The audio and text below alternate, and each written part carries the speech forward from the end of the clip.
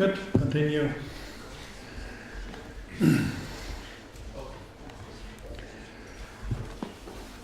Now we will have maybe this is currently some color and images. What I find very interesting is this.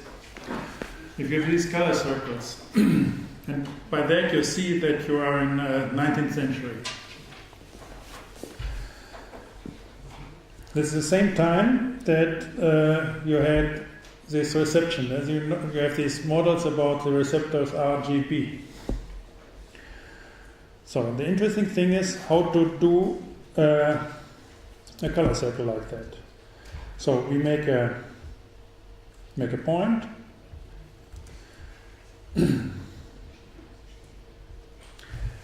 So we make a circle of points. We have a graphics. It's the principal disk. We have positions in circle. So these are radial numbers, and we have 12 of them. So we put that to graphics. Now we apply the red color to this number. So we have the points. These are from O to 2p, 2 pi.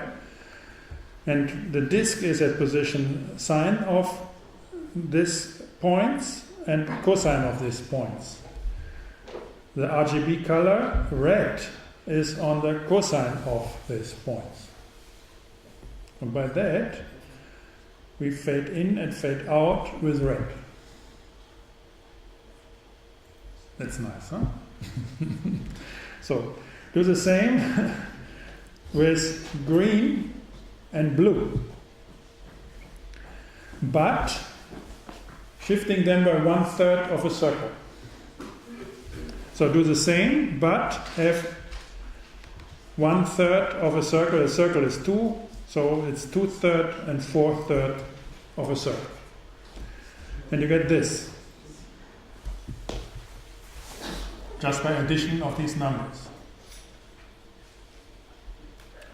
So it's with Grassmann it's cool, huh? You can put a position in sync with the color. And this was not possible in 1800. It's important to understand and to appreciate that. So the bad thing is there's no yellow. So how to do that is what I told you. So now we make a yellow. We put the yellow in a certain, we put it a 1/6 of a circle and add it to red and green, not to blue.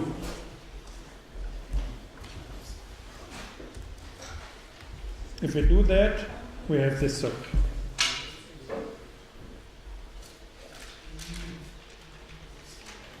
So I'm not sure whether this is exactly this model, but something like that. Then they make it in I, and then there was a sensible I, so these kind of things.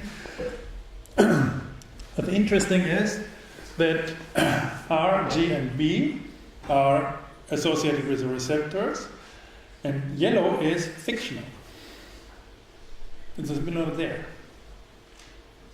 But in numbers, because in numbers you are fictional, you're dealing with irrational things, you're not touching the cow by counting it, you can make it.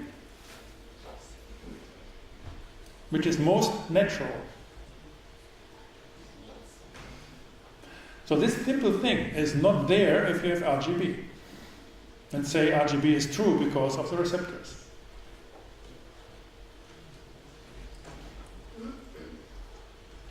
I find that very interesting. If you go to these principal schemes, it's simple arithmetics here, radial, in this case, you have it, and you make these different kind of circles. And simply these 60 different models. Most of them are different arithmetics around colors. So that's. And I like this story.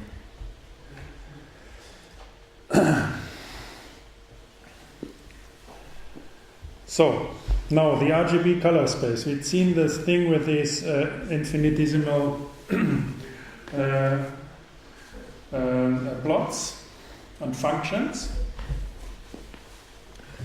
Here we make a discrete color space of RGB. So we make a color. This is a table, as we had it, with 3 dimensions, R, G, and B. All of them are counting from 0 to 1 in steps of 1 by 3. So we have 4 of here, from 0, 1/3, 2/3, 1. The same with green and the same with blue. So it's 4 by 4 by 4 is 64 colors. So we put that to a table and use for each element of the table the color function of these 3 colors. So we get the color table. This is a grid representation of it.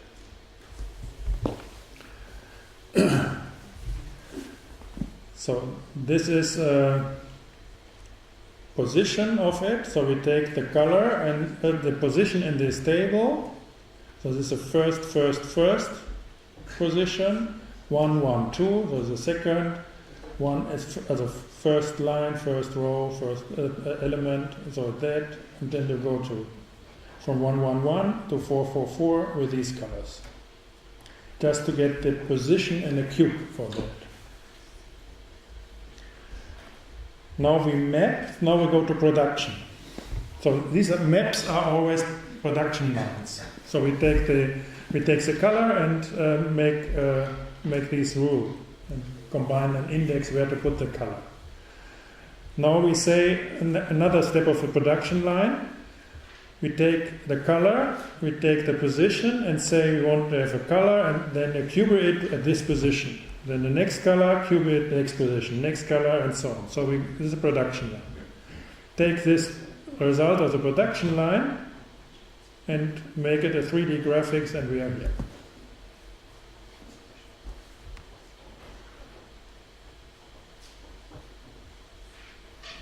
So this is a comprehensive version of the whole thing with 3.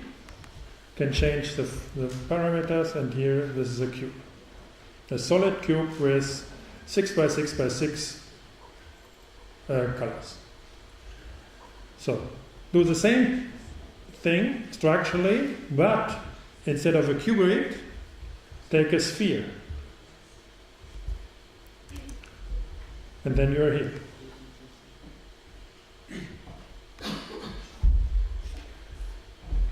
Make it a little more shiny, to use no act form, spectrality, and so on. Make it 6 by 6 by 6, and you have a nice color cube.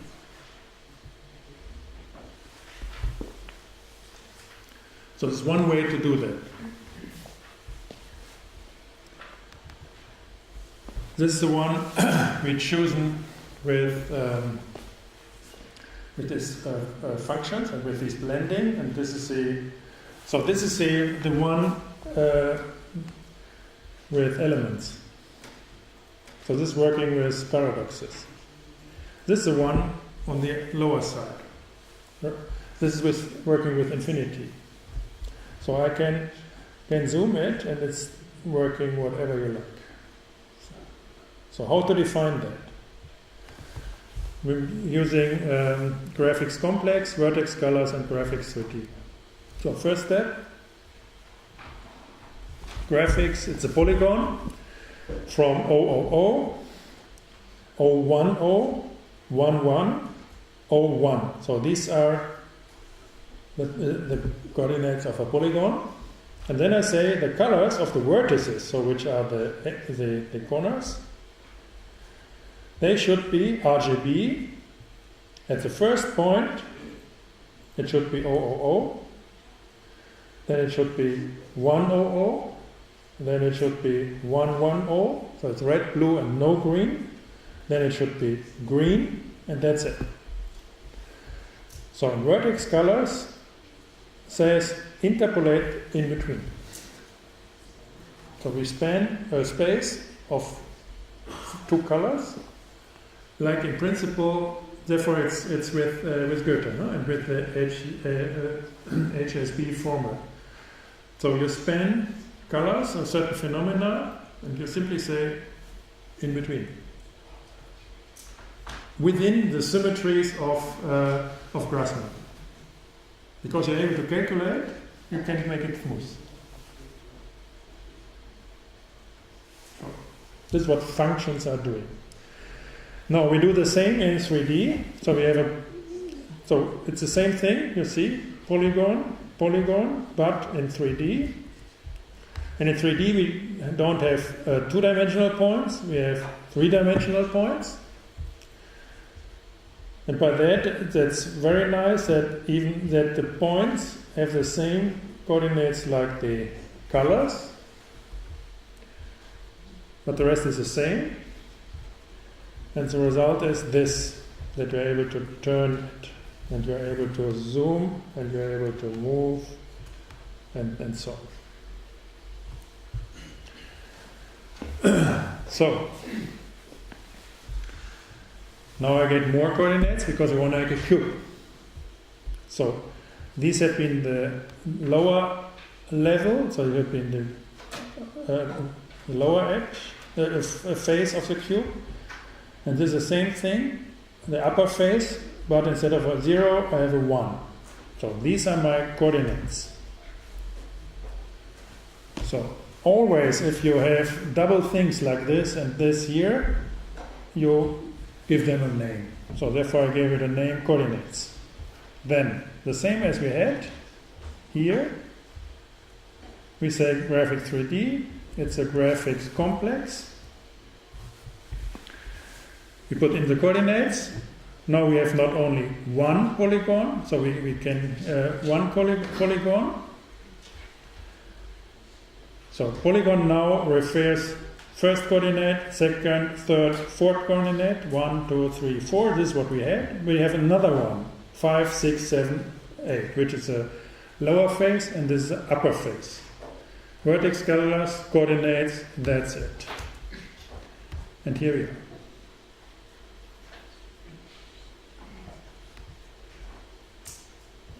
Yeah?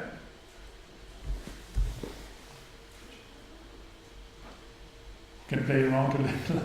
So everything what I gave, what you have at hand is working like that. You can play around a little. For example, you can say opacity 0.5. You have to put that in brackets. And then you have a half transparent thing. So, now the same thing, coordinates doesn't change if you want to make a cube, simply take more polygons. So now connect the vertical sides and you get this thing. This is a whole setup.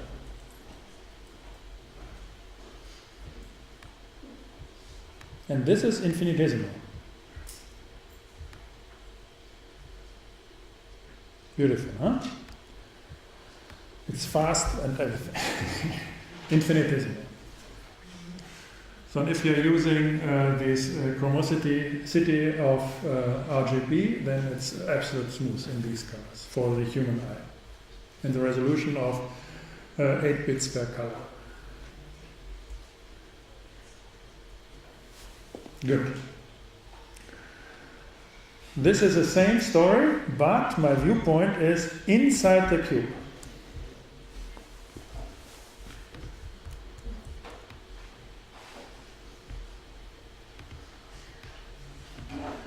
I simply said put viewpoint in the center of the cube.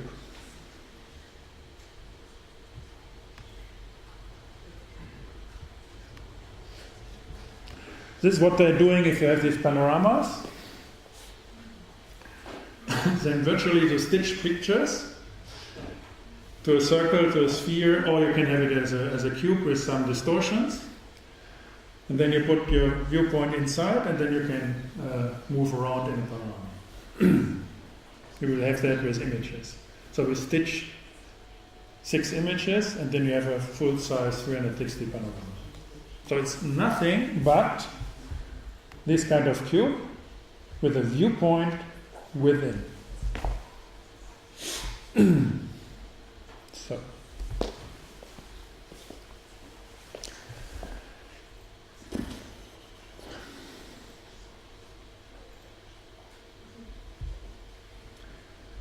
Yeah, there's more. So here, for example, how to make these wheels. Look at it. Look it up.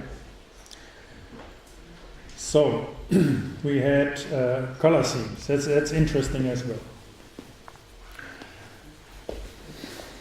So gray level is super simple. You have one number. You get a range of numbers between 0 and 1 and 12 steps. And then you say gray level. So these are the 12 colors as a list. And this makes you a raster of this, and then you have a gray level one thing. So to this one-dimensional array of numbers, you can apply a lot of different blendings. So you simply can say, as we have it with a hue, that you have the whole rainbow around the circle, you simply say, this is O and this is 1. And then you always have the circle of this number, of these colors. So you have different kind of rainbows. They all have names. You can ask, so they are predefined, but you can make your own one. So alpine colors, aquamarine, and so on. So look at what you can do. Color data, dark terrain is something of that. So it's a certain thing, and you simply ask it, and then you have another one. You can ask for HTML, violet. These are the color spectrum of internet of the simple HTML, rough HTML. So again, make a range in 12 steps, draw it as a nice graphics, and then you see of the dark terrain the color spectrum. So this is O and this is 1. This is avocado in 120 steps. Yeah? So, now look at this. I like it very much. So we can get data from elevation of our planet. So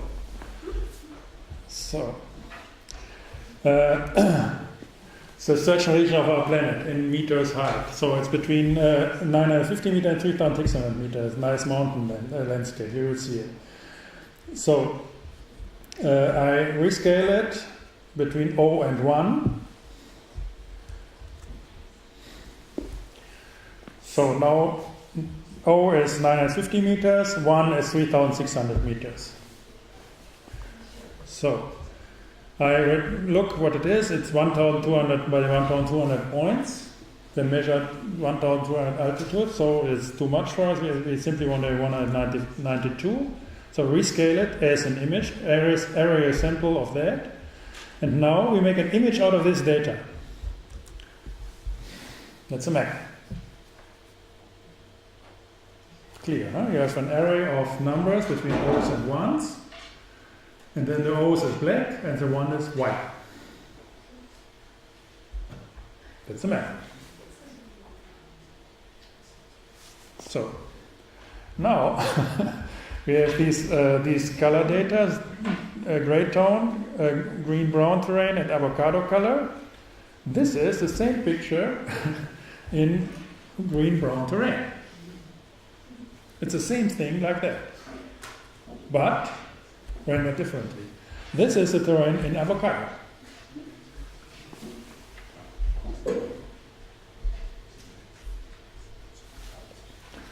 And this is the terrain in 3D, in green-brown.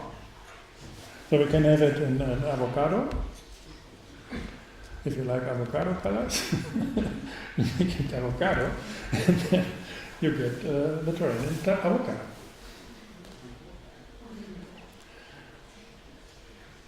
So this is a circle of color with these 3 dimensions. So in this case, it's an array of elevations. What we do is we make a map, so a surface, also these arrays in 3D. So we take x, and y, and then the elevation for z, plus the color for z. By that it's in Zurich.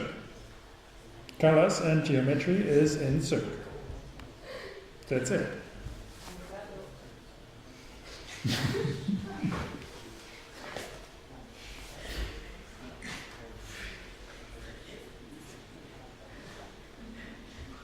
So all these softwares you can use for that work like that. This is how it works. Huh? This is what you will learn now with Mathematica, that you understand how these things are correlated. It's always the same. And in all softwares for modelers, and then you have these, for example,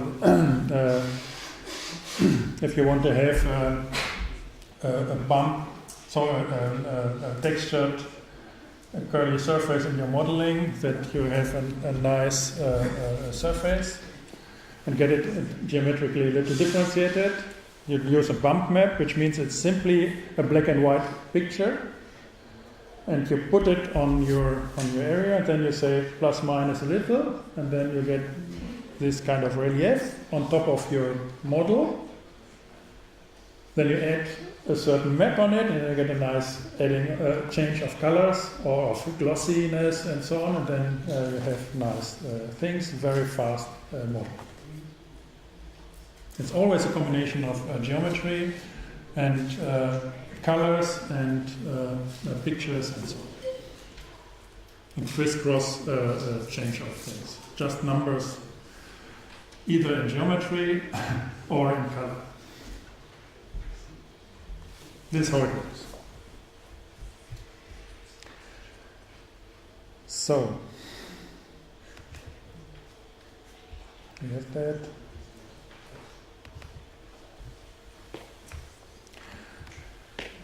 This is good to know. If you have a certain picture, you can say, I want to have the chromaticity plot of RGB. So this is a principal range of our colors and a certain image. And here you see it's a bad quality image because it doesn't take a lot of space. So it's a low quality picture. You can do it the same in 3D. So my picture is a cloud of, so instead of putting it in X, Y, and Z, you put it in the X, Y, and Z not in the coordinates of the picture, of the array. You put the X, Y, and Z of the color as X, Y, and Z in a three-dimensional space. And then you get, your picture gets a crazy cloud.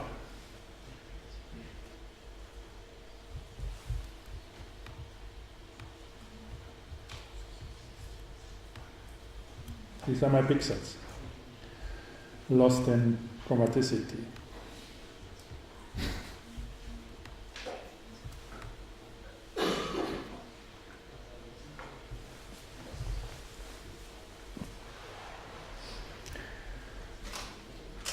Same thing as you know from your photo. Histogram. You can have the histogram, so which is mean intensity of red. This means how strong is the intensity, how often, or what is the frequency of intensities of red. So this is the histogram. So which means most of the red is with 0.3. Most of the green is here. So there's no dominant part of this picture where it's green dominant. So green always comes with blue. So these are the histograms. Now you can work on histograms. For example, I can make a histogram transform on an image and say I want to have these histograms a normal distribution. I simply give here histogram data and say this picture should be changed so that it's this histogram. And by that, these frequencies of color intensities change to these probabilities, to these curves, and they nearly manage to do that without too much distortion. So here, all colors now have normal distribution.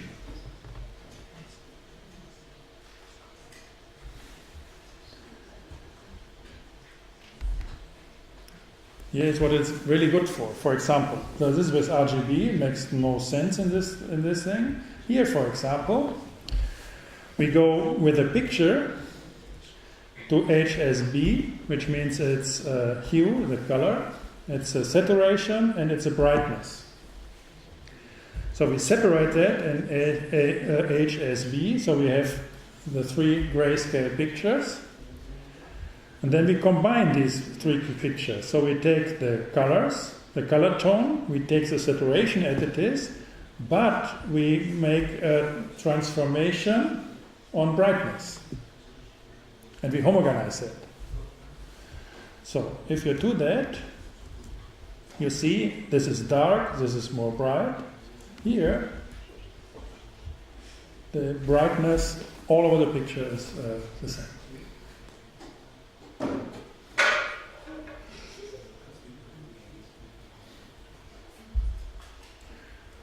So it's very important that you have, in principle, have these two points as we had with the writing and the reading. So you have RGB, the physical space, so the Cartesian space, RGB, and if you want to change colors, you have to work in RGB. If you work in the perception of a color, you have to work in HSB. So then you are not working on the physicality, you're working on the perception of it. If you want to change the perception of a picture, you have to work in HSB. You can separate the different channels of perception, and then you can homogenize, for example, the brightness, and then bring it back to RGB. Very powerful. So these are my two things and symmetries on my diagrams, always. Paradox, infinity, writing, reading, and so on. It's RGB and HSB.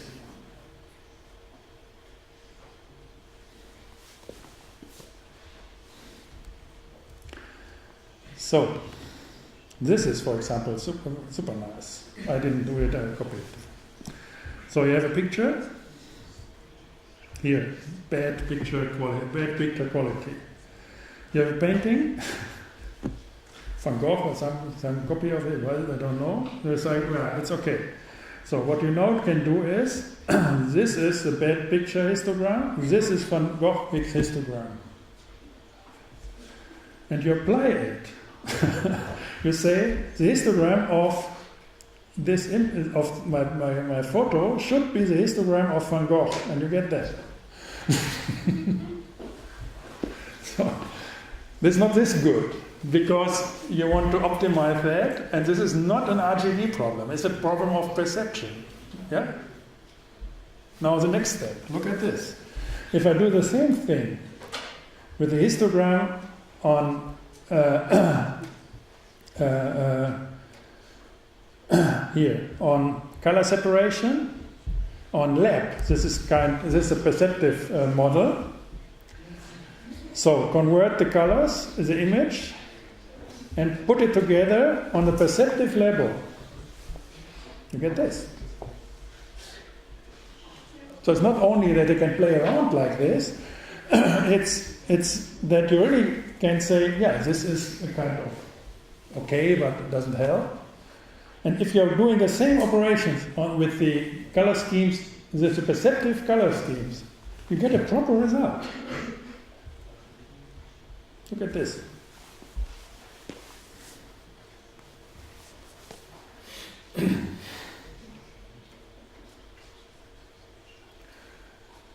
So for me, it's very important that you realize that all this is always aligned.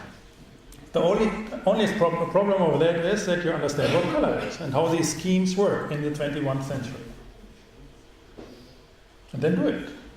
And of course, it's possible to do that all that in Photoshop. But to get this idea in Photoshop, you have to very advanced tutorials and so on. You never get this point. Here it's super obvious that you can do these things. So, just to give you an idea, that it's powerful. So, now, final example. Here, what they did. They have a black and white picture. They have a color picture. So now they go to perceptive color scheme. They have the 3 different channels and separate that. So make it run. So zack.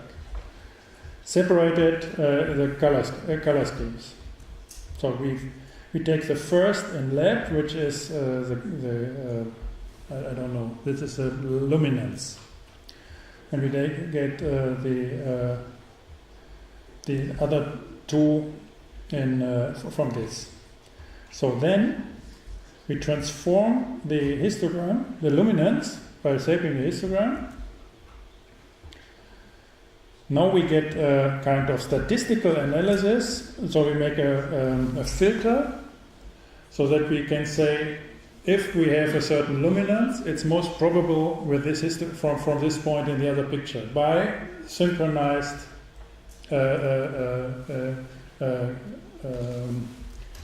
by the synchronized histograms on luminescence. By that you get a reference from which pixel correlates to which other pixel. So they take this thing here. So and just on luminescence. So you have this original thing, this thing, and this thing. And what we do is on top of this thing, on top of this church here, we know which of these pixels has to change to the other. So we make a connection. So on statistical level, that's this function. You can analyze that. So if you apply that for transform, you get a colored version of the black and white, which is most proper. But it's always these examples of Wolfram. It's always a little fake. So we make it with other things, and you have to trick a little and regulate it. But that's the principle. You can work like that. And by that, for example, they do the colorization of old movies and so on. You can simply do that by automation. You simply can have a black and white movie, have another movie which is how you would look at light and colors, and you have it.